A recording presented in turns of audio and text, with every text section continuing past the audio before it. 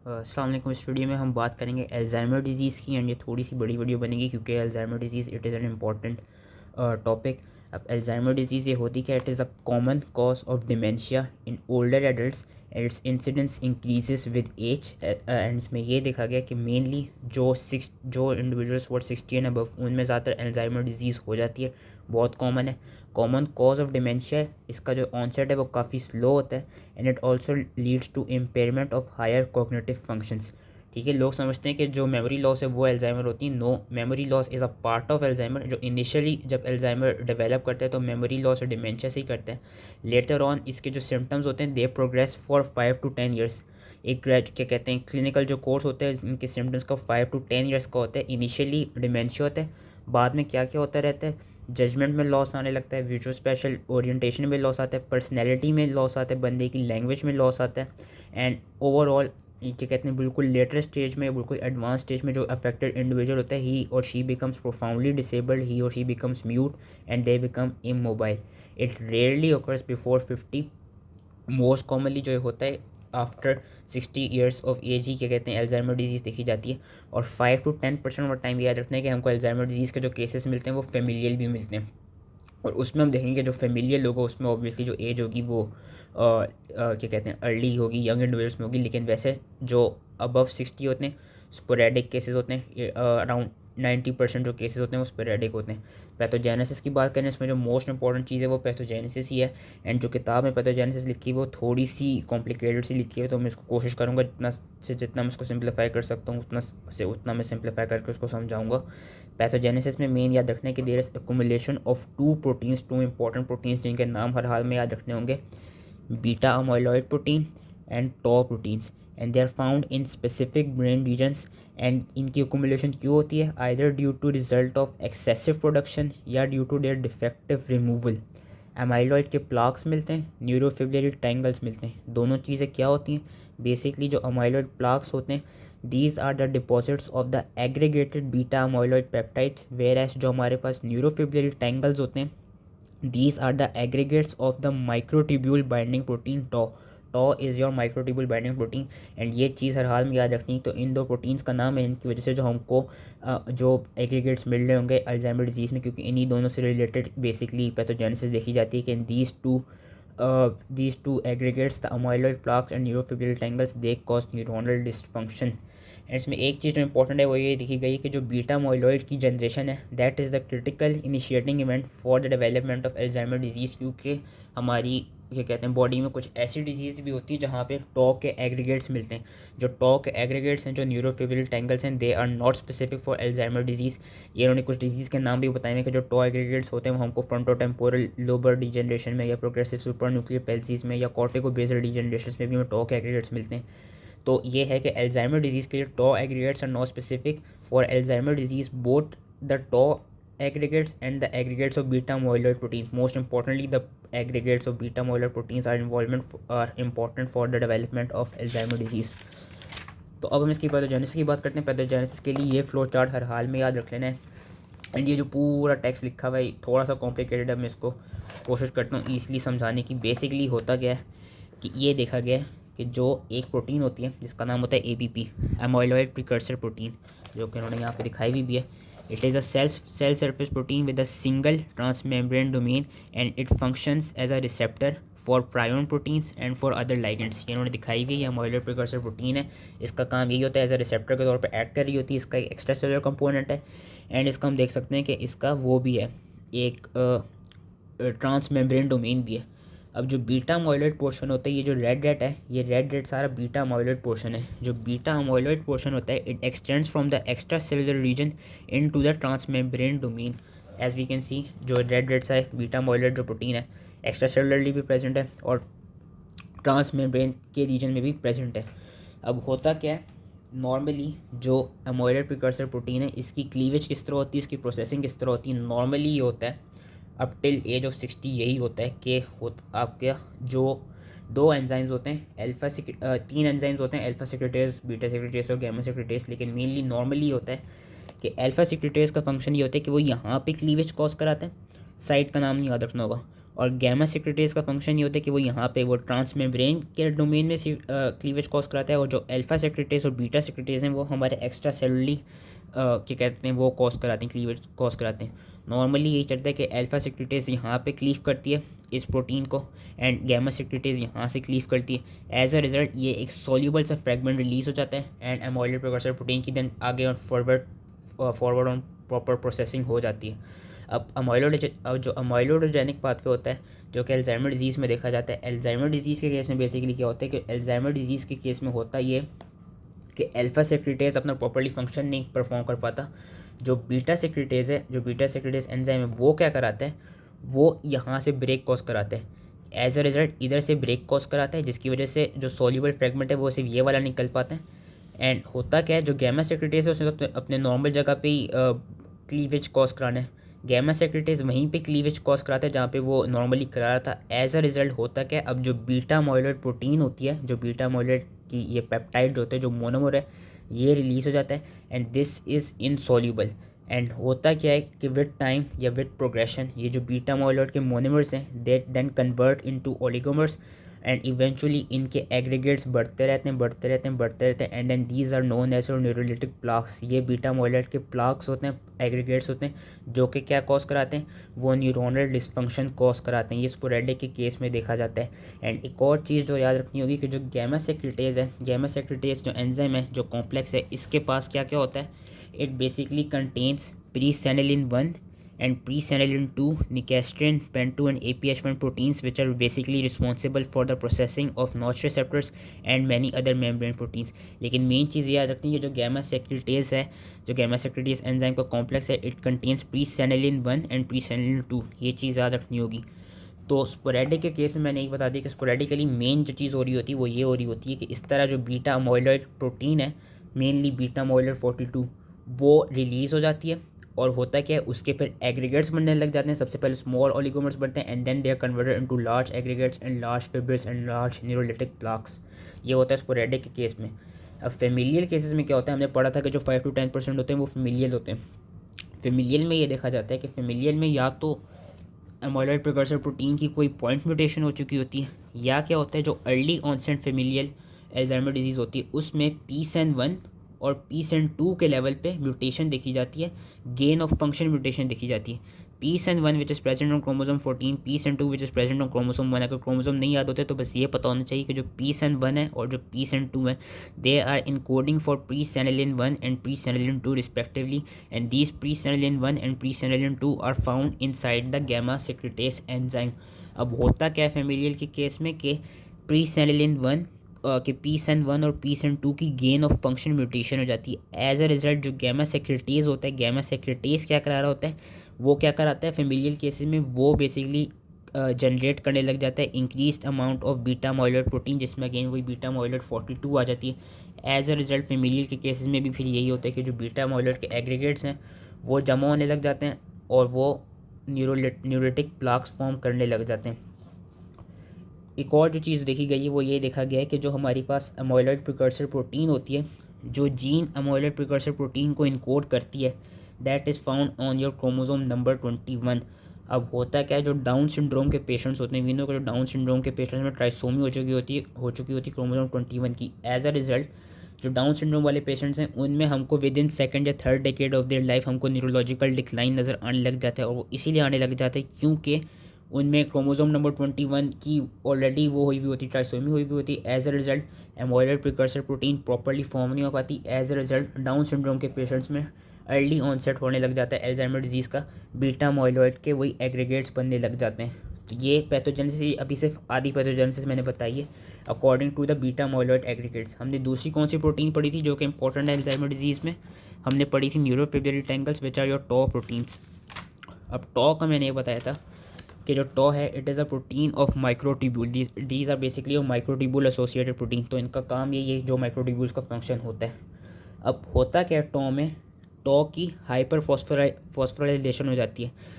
टॉ की hyper phosphorylation होने की वजह से होता है क्या, it loses its ability to bind to microtubules. अब ये प्रॉपर्ली अभी तक नहीं पता है कि टॉ किस तरह से, जो टॉ के एग्रीगेट्स हैं वो किस तरह से क्या कहते हैं डैमेज कॉज कराते हैं, या टॉ की प्रोटीन्स किस तरह से अल्जाइमर डिजीज़ के ऑनसेट को इनिशिएट कराती हैं, बट ये देखा गया दो हमारे पास पॉसिबल पाथवेज देखे गए।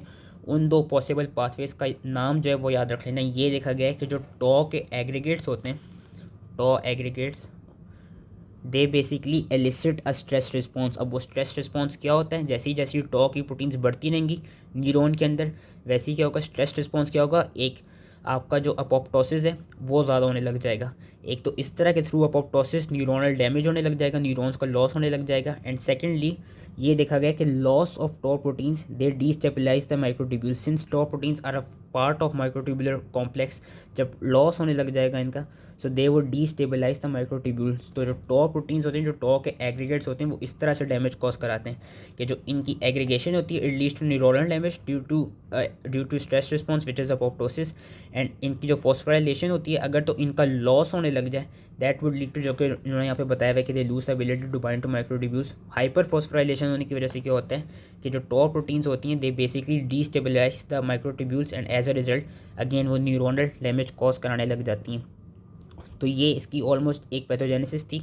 साथ में ये देखा गया कि वो एक अगर जेनेटिक रिस्क फैक्टर देखें तो ये देखा गया कि वो इंडिविजुअल्स जिनमें एपोलाइपोप्रोटीन ई जो होती है, जो कि क्या कहते हैं क्रोमोसोम 19 इनकोड करा रहता है। अब एपोलाइपोप्रोटीन ई के पास 3 एलील्स होती हैं, epsilon 2, epsilon 3, epsilon 4।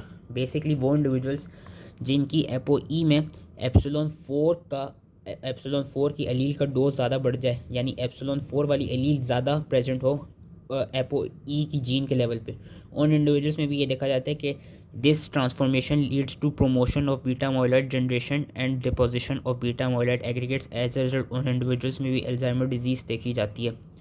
And lastly हमारे पास रोल ऑफ इन्फ्लेमेशन आता है।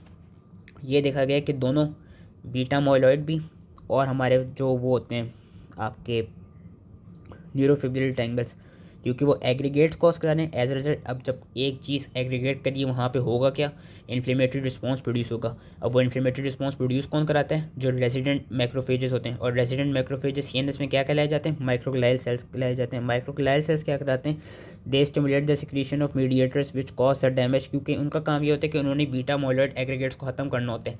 लेकिन इन डूइंग सो वो करते क्या हैं, they basically leads to inflammation. And inflammation की वजह से क्या होता है, there is alterations in tau phosphorylation, there is oxidative injury to neurons, there is aberrant pruning of synapses. As a result होता है कि इन्फ्लेमेशन की वजह से भी यही होने लगता है कि आसपास जो न्यूरॉन्स होते हैं उनका डैमेज होने लग जाता है। एंड यही देखा गया है कि इसकी वजह से क्या होता है, जो न्यूरोफिब्रिल टैंगल्स होते हैं वो देखा गया है कि they lead to severe cognitive dysfunction, के उनकी वजह से ये देखा गया कि जो डिमेंशिया होता है, dementia is mainly caused by the deposition of neurofibril tangles.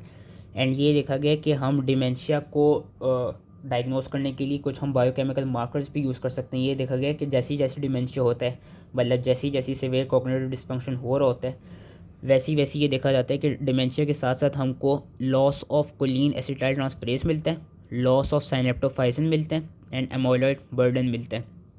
तो ये हम कुछ बायोमार्कर्स यूज़ कर सकते हैं कि कोलिन एसिटाइल ट्रांसफरेज, साइनेप्टोफाइसिन, इनका अगर लॉस मिलेगा and that would be correlated with increase dementia.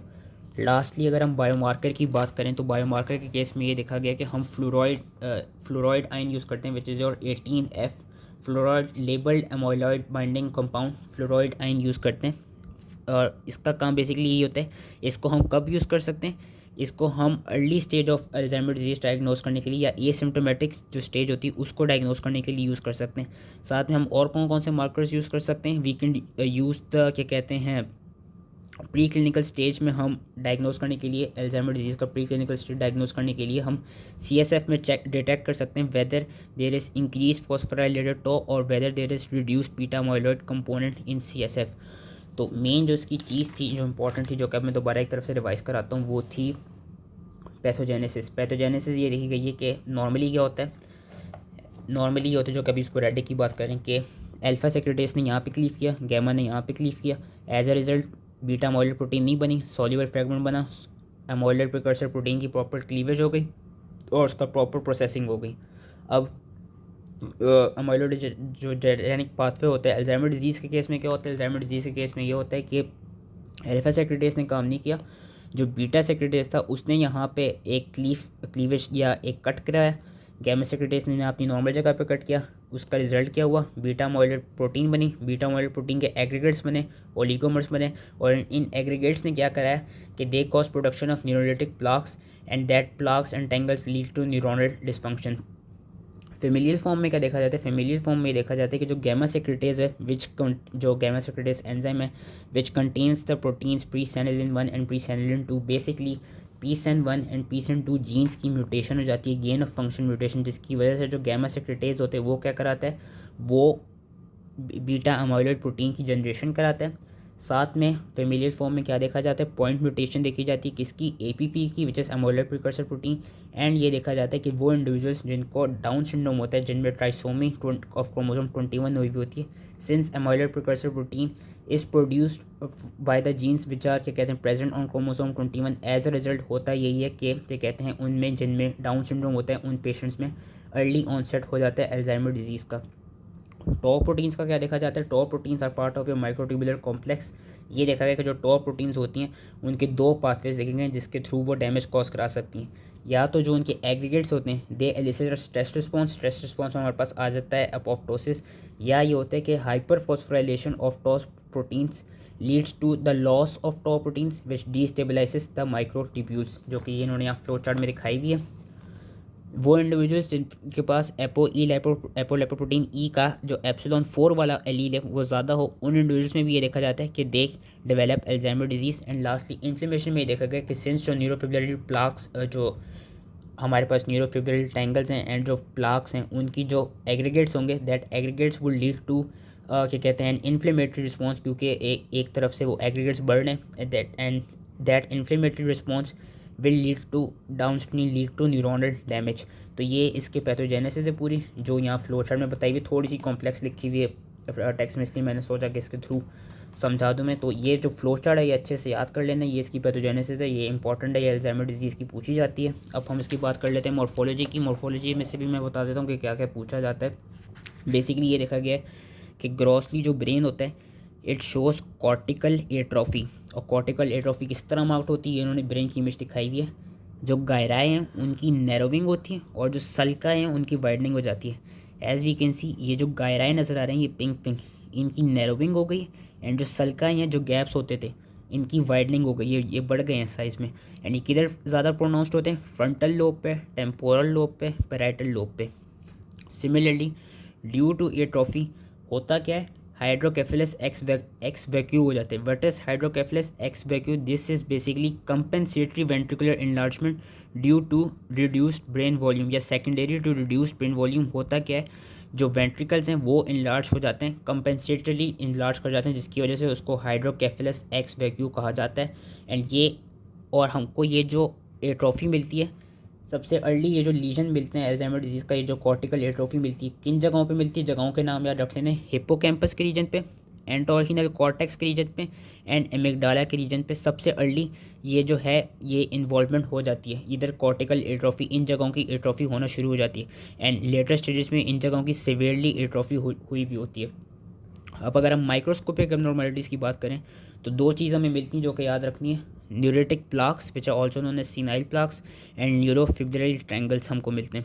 अब न्यूरेटिक प्लाक्स क्या होते हैं, जो न्यूरेटिक प्लाक्स होते हैं दीज आर बेसिकली इनका अच्छा इसमें भी मैं बताता हूँ कि याद क्या रखना होगा। जो न्यूरेटिक प्लाक्स हैं जिसकी उन्होंने फिगर यहाँ पे दिखाई हुई है, neuritic plaques these are basically your focal spherical collection of dilated tortuous axonal or dendritic processes often around a central amyloid core which may be surrounded by clear halo। ये देखा गया कि न्यूरेटिक प्लाक्स में हमको डिस्ट्रॉफिक न्यूराइट्स भी मिलते हैं।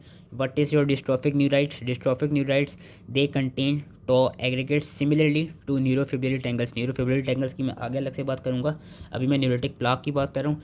न्यूरेटिक plaque basically ये होता है कि उसका जो साइज़ है it ranges from 20 to 200 micrometer, और ये देखा जाता है कि ये हमको ये जो प्लाक्स हैं कहाँ पे मिलते हैं, वही तीन रीजन्स याद रख लेना, हिप्पोकैम्पस पे, एमिगडाला पे और एंटोर्हिनल कॉर्टेक्स या नियोकॉर्टेक्स के रीजन पे मिलते हैं।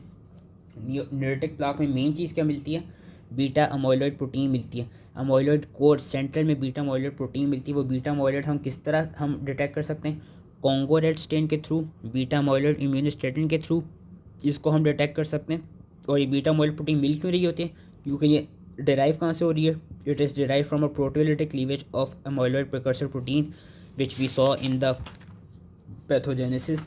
एंड ये भी देखा गया है कि जो न्यूरोटिक प्लाक्स होते हैं इनमें सिर्फ बीटा मॉलिकुलर प्रोटीन नहीं मिलती, एक तो हमको डिस्ट्रॉफिक न्यूराइड्स भी मिलती हैं विच इज़ और न्यूरोफिब्रिल टैंगल, साथ में हमको यहाँ पे और क्या क्या मिलते हैं, हमको कॉम्प्लीमेंट कैस्केड मिल सकते हैं, प्रो इन्फ्लेमेटरी साइटोकाइंस मिल सकते हैं, अल्फा 1 एंटी काइमोट्रिप्सिन मिल सकते हैं, एपोलाइपोप्रोटीन्स भी मिल सकती हैं।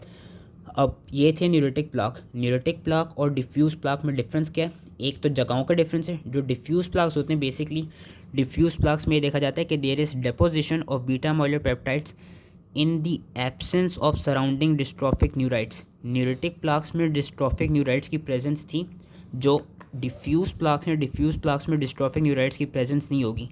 जो न्यूरोटिक प्लाक्स थे उनमें both beta molecular protein and neurofibril tangles मिल रहे थे। जो डिफ्यूज़ प्लाक्स हैं उनमें सिर्फ बीटा मॉलिकुलर प्रोटीन्स मिलती हैं। जो न्यूरोटिक प्लाक्स थे वो हमें किधर किधर मिल रहे थे? हिप्पोकैम्पस, एमिगडाला और नियोकॉर्टेक्स पे। और जो डिफ्यूज़ प्लाक्स होते हैं वो हमें कहाँ कहाँ मिलते हैं? Superficial portion of cerebral cortex, basal ganglia के लेवल पे और सेरिबेलर कॉर्टेक्स के लेवल पे मिलते हैं।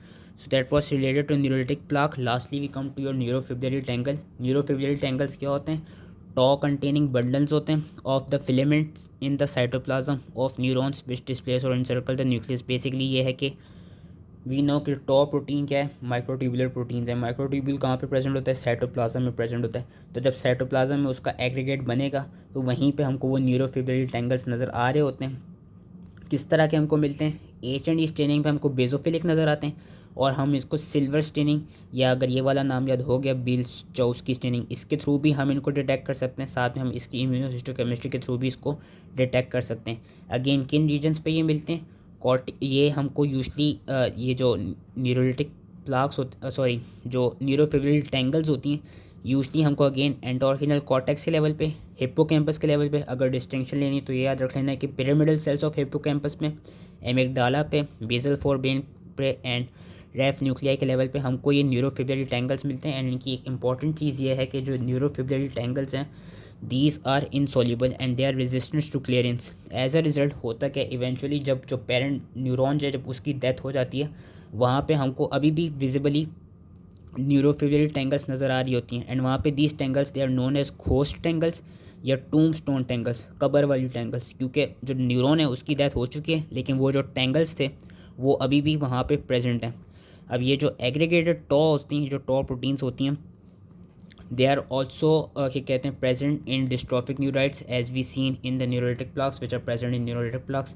एंड ये चीज़ देखी गई है कि ये जो टॉ प्रोटीन्स हैं these are not specific for Alzheimer disease, जो कि मैंने पहले बता दी थी कि जो टॉ प्रोटीन्स होती हैं टॉ प्रोटीन्स के aggregates are also seen in these diseases, frontotemporal lobar degeneration, progressive super nuclear palsy and corticobasal degeneration.